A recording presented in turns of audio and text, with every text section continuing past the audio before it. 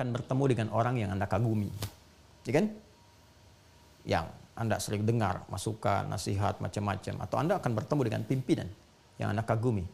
Ya, di kantor, di kegiatan, di pekerjaan, dan sebagainya. Lalu, bagaimana persiapan Anda untuk menghadap itu? Kalau tiba-tiba ada panggilan atau undangan dan sebagainya. Beda antara persiapan biasa dengan persiapan yang dipenuhi oleh rasa. Jadi kalau rasa itu ada, rasa kagum, rasa hormat dan sebagainya, itu persiapannya akan lain. Kan lain. Ya. Saya saja kalau bertemu dengan guru gitu ya, yang kita hormati, kita kagumi, Masya Allah, saya pribadi itu menyiapkan diri itu beda. Ya, pakai pakaian tuh yang bukan hanya yang baik, tapi saya cari yang paling halal yang saya dapatkan, insya Allah halal gitu yang kita dapatkan. Tapi kita cari yang kayaknya yang perjuangannya itu paling baik, yang paling istimewa, paling bagus, dengan suasana yang baik. Kenapa? Saya mau menghadap guru saya.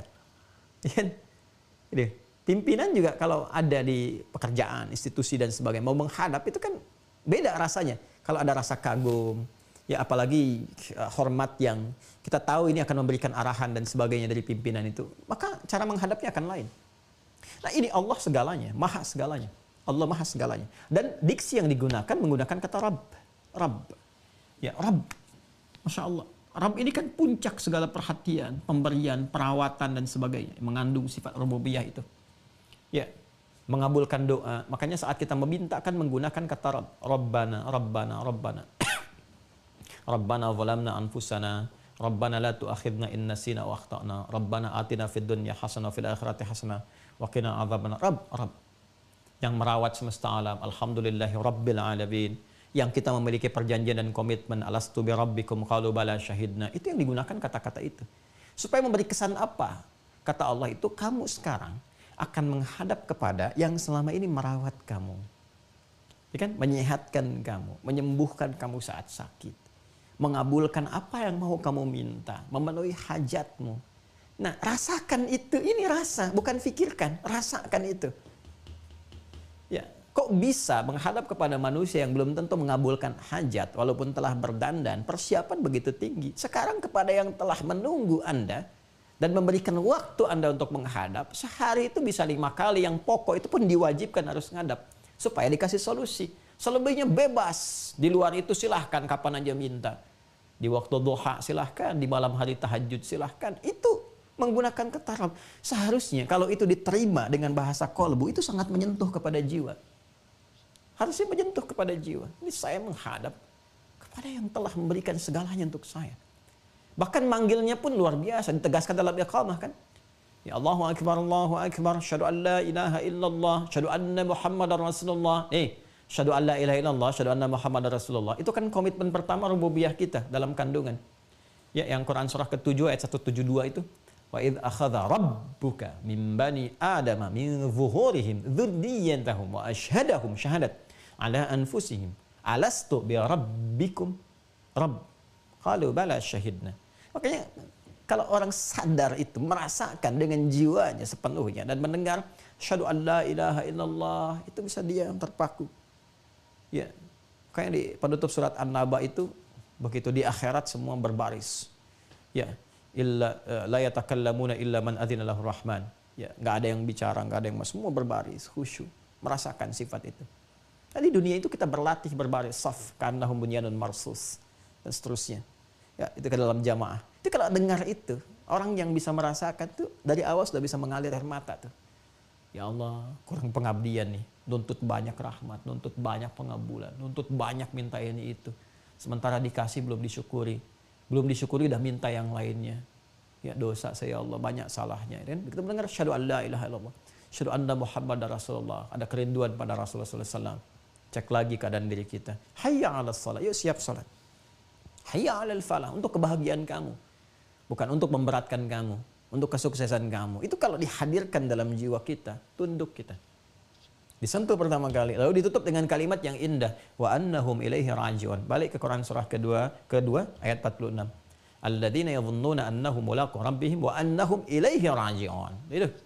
Ya kan, kalau sudah dengar kata raji'un itu yang terbayang citra di benak kita itu satu titik, berpulang. Dan mereka ya pasti akan berpulang kepada Allah. Nah, ini dia.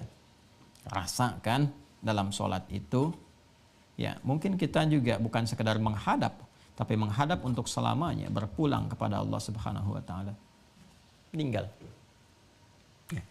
Itu yang menjadikan Rasulullah SAW ya pernah memberikan isyarat kepada imam ketika berbalik sebelum menunaikan sholat, berbalik ke jamaah dulu, melihat, dan di antara kalimat isyaratnya itu kan apa? Sallu salatan muwadda'. Sallu salatal muwadda'. Ya, salatlah kalian semua. Ya, dan hadirkan rasa dalam salat ini seakan ini salat perpisahan kita. Ya, mengapa kita mengenakan pakaian terhalal, terbaik, kan? Wudhu sempurna, menghadap ke arah kiblat, memasrahkan diri bertaubat. Karena boleh jadi itu titik perpisahan kita dengan dunia yang mengantarkan kita berpulang kepada Allah, dan tidak ada keindahan terbaik, termulia yang memisahkan kita dengan dunia itu ya, kecuali di antaranya adalah saat kita terkoneksi dengan Allah dalam sujud kita itu. Masya Allah. Ya, dalam rukuk kita, dalam sholat kita, itu keadaan terindah. Di antara keadaan terindah yang mengiringi kepulangan seseorang dalam keadaan husnul khatimah. Itu. Jadi rasakan dalam sholat. Jadi kalau ada malas-malas dan sebagainya, rasakan ini mungkin saya meninggal saat ini. Ya. Kan adzan itu kan panggilan, dipanggil. Yang panggil siapa? Allah lewat suara muadzin. Mungkin dipanggil untuk selamanya. Ya, Bapak X dipanggil Allah, dia sudah berpulang. Nah, kita ini 5 kali diingatkan, hei kamu kan nggak tahu di titik mana kamu pulang. Maka itu perbaiki keadaan jiwa. Ya, ditakdirkan masih berjalan ajal dalam sholat, ya minta solusi, minta bimbingan supaya saat pulang kapanpun siap. Qadar Allah bisa terjadi dalam sholat pun kita pulang. Kalau suasana dihadirkan dalam sholat, merasakan, ya itu akan beda. Taubatnya akan berbeda, istighfarnya akan lain, tasbihnya akan lain, tahmidnya akan lain. Nah, begitu kemudian dirasakan suasana itu adalah kepasrahan, ketundukan, kerendahan, kehinaan, dzillah, ketakutan yang proporsional, yang mengharapkan ridha. Ketika puncak itu datang, tenanglah batin kita itu. Nah, ketenangan itu yang disebut dengan sukun, sakinah. Sakinah ini yang mengantarkan pada tumakninah. Makanya kalau orang-orang sudah awalnya itu tenang, nyaman, maka ketika dia ruku pun tenang gitu. Nggak buru-buru, baru ruku langsung naik. Tenang. Itulah tumakninah. Ketenangan yang dilahirkan dari kehusyuan dalam proses ibadah.